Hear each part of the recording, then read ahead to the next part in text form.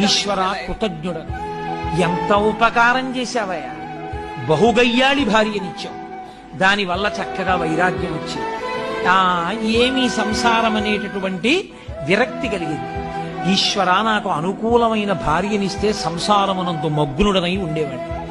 కానీ నేను అలా ఎక్కడ మగ్నుడనైపోతానో, ఎక్కడ నీకు దూరం అయిపోతానో అని నాకు గయ్యాలి భార్యనిచ్చావా, నేను నీకు సర్వదా కృతజ్ఞుడను అని ఆయన మెట్టు దిగి వెడుతున్నాడు. అవతల స్తంభం చాటి నుంచి ఇంకో ఆయన వచ్చాడు. ఈయనేదో వస్తున్నాడని ఆయన అక్కడ ఆగాడు.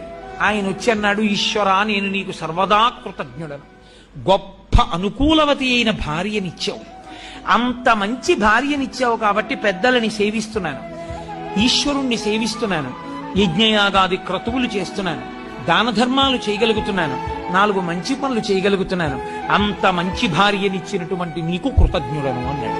ఇప్పుడు ఈశ్వరుని యొక్క అనుగ్రహాన్ని